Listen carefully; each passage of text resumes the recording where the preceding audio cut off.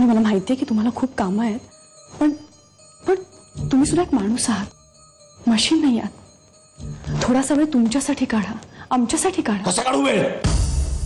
कसा काढू? कर्जाचा डोंगर साचला डोक्यावर. तुझ्या बाबांचं लोन फेडायचंय. ते प्रोजेक्ट उभं करताना मला काय त्रास होतोय माझा मला माहिती आहे. आधीच 100 टेन्शन्स आहेत डोक्याला, त्यात तू अजून वाढवू नकोस. आणि मी हे आपल्याच घराकरता करतोय, देवयानी करताच करतोय, माझ्या एकट्यासाठी नाही करताय. वहिनी मी बाहेर चाललीये, माझं जरा काम आहे. ते आटपून मी यांच्या ऑफिसला जाईन आणि मग यांच्या बरोबरच परत येईन. मी विचारलं नव्हतं. नाही, पण तरीही सांगितलं. नंतर उगाच वाद होतात. एकदा माझ्या पोराला मला भेटू द्या, मग मी जाईल ना इकडनं. देणार नाही, देणार नाही. भाऊ खूप झालं आता. आज फक्त पोलिसांनी मारले तुला, उद्या आत टाकतील. तेव्हा हे सगळे नाटकं बंद कर आणि गपचूप गावी परत जा. तेच तुझ्या हिताचं आहे. नेहा मला 50,000 रुपये हवेत. देत. थांब. कशासाठी? तो विचारण्याचा अधिकार नाहीये तुम्हाला. नेहा मला पैसे हवेत, दे लवकर.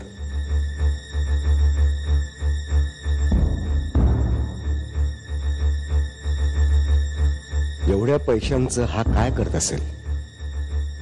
नक्कीच हा हे पैसे प्रियांकाला देत असणार. म्हणजे ती शार्दूलला वापरून घेते आणि स्वतःची तिजोरी भरते. आमच्यातले वाद वाढलेत आणि आमच्यातल्या या भांडणाचा फायदा वरून सुभेदार नक्कीच घेऊ शकतो. कदाचित त्यांनी शारदाच्या मनात काहीतरी बनवलं असेल, म्हणूनच आजकाल ती माझ्याशी असं वागतेय. माझ्या नकळत ते दोघं भेटत असणार. नाही नाही हर्षवर्धन, तुम्हाला काहीतरी करावंच लागेल. आत्ताच शारदाच्या घरी जाऊन बघतो.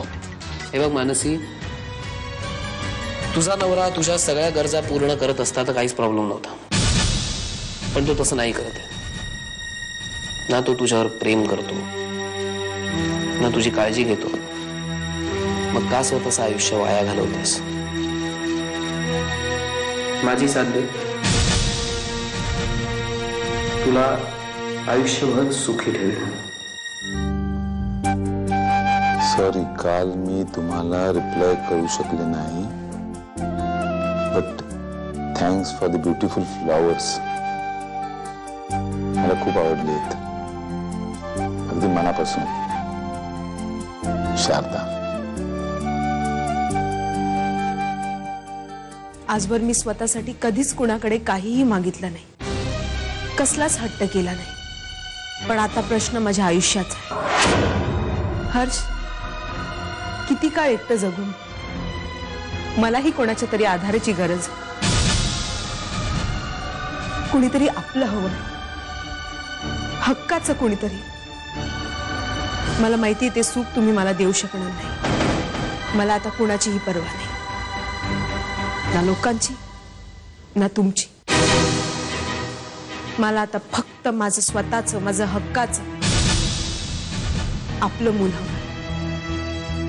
तर राजाराम पाठणदा हरवणं इतकं सोपं नाहीये. अगं, कायद्याच्या रिंगणातला पट्टीचा पैलवान आहे तो. त्याला मात देताना भल्या भल्यांच्या तोंडाला फेस येतो. हे तुला कसं माहिती? माहित नसायला काय झालं? कोर्टाच्या आवारात उभं राहून फक्त त्याचं नाव घे, म्हणजे त्याच्याबद्दल आणि त्याने जिंकलेल्या केसेस बद्दल सगळं सांगतील लोक. 1 कोटी कॅश आणि 2 कोटींचा चेक बाहेर उदापूरच्या टेबलावर तुमची वाट पाहत आहेत. बहुत खूब भोसले साहब. आज तक भाईजान ये समझता था कि वक्त में उससे बड़ा पाबंद कोई नहीं है, लेकिन आज तो आपने हमें भी पीछे छोड़ दिया. सर, आसावरीच्या वडिलांची, रघुनाथ मोहित्यांची आष्टी गावात शाळा आहे. ती शाळा गहाण टाकायला लावून हर्षवर्धननी पैसे घेतलेत. सर, खबर अगदी पक्की आहे.